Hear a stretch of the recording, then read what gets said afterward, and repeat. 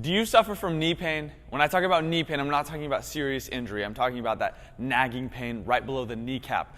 Typically, we either hear it's Osgood-Schlatter or Patellar Tendinopathy. In this video, we're going to be talking about Patellar Tendinopathy or tendonitis, whatever it is that you're calling it. This is pain that's directly below our kneecap. So we're not talking about pain up in the quad. We're right below the kneecap, down into the tibia, all right? So when we have pain in that area, typically it's from overuse and constant pounding of that tendon. So a lot of times when we do a lot of jumping in our sport or a whole lot of running in our sport, we tend to get a little bit of knee pain down in that area. Today's your lucky day though. I'm going to give you a workout to help strengthen that tendon and take away that knee pain that you might be experiencing. So I'm going to run you through each exercise and the sets and reps that you should be doing with this workout. Before we get into it, we do want to think about doing this workout like 3 times a week. Some of these exercises in here we can do daily, and I will tell you those exercises as we get to it, but the full workout as a whole, 3 times a week, should be good to go to help yourself on your way to healthy knees. So the first thing that we're going to be doing is obviously getting a little bit warm. The easy way to warm up our knees is walking backwards. This is the #1 recommendation that I give the athletes that I work with. When we're talking walking backwards, we literally mean walking backwards. Nothing crazy here, but when I take this step back, my toe is back behind my knee. When I get my toe back behind my knee, I'm getting a little bit of tension on that tendon. So I'm going to be getting blood flow to that tendon to go ahead and help that activation process, getting it prepped and ready to go for movement. The first exercise that we're going to be doing is one of my favorites, and it's probably one of the most beneficials for strengthening this area.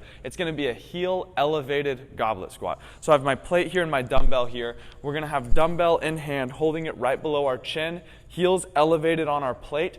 The most important part of this one is that we keep a solid tempo. So our tempo that we're looking for is a 3-1-3. I have 3 seconds down, 1, 2, 3. 1 second pause at the bottom, and then 3 seconds back up, 2, 3, and that is 1 rep. I'm going to be doing 3 sets of 8 reps of these.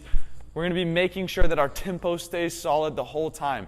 When we're looking at what irritates this tendon, it is quick, explosive movements. If we can avoid quick and explosive on this, we're going to be better off and we're going to have a lot less knee pain to deal with.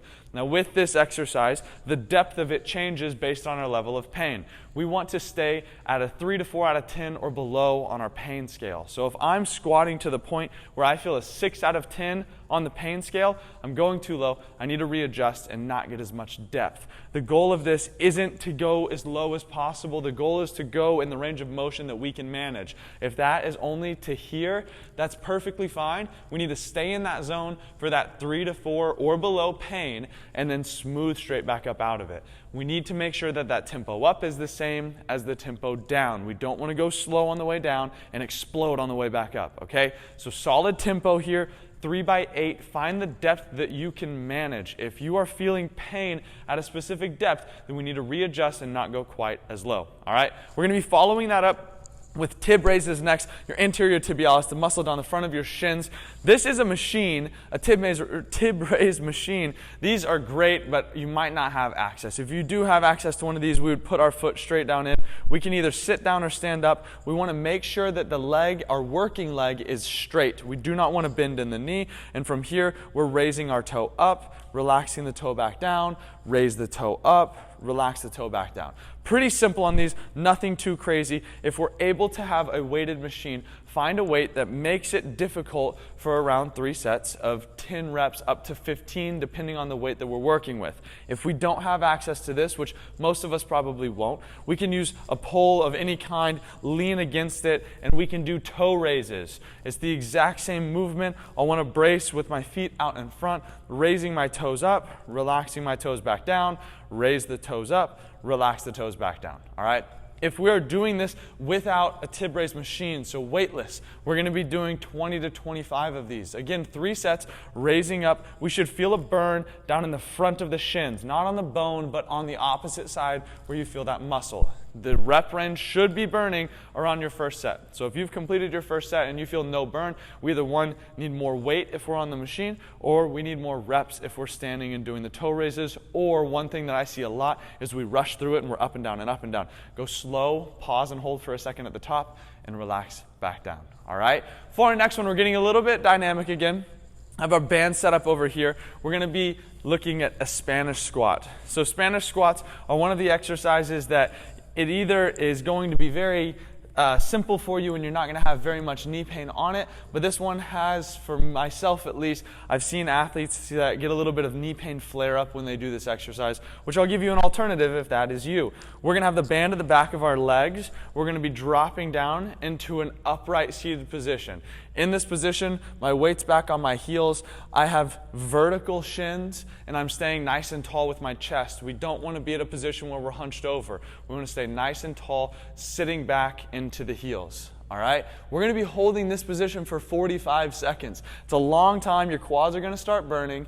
All of us are going to have different depths of this. Some of us might have to be up here in order to keep a tall chest. Others might be able to sit down in it a little bit more. But obviously, the lower we go, the more difficult it's going to be to keep your chest vertical. Again, our goal, though, is to keep the chest vertical, keep the shins vertical, and to make sure that we set back into it without a harsh forward knee bend on this exercise. Again, holding for 45 seconds. We'll do 3 sets of that.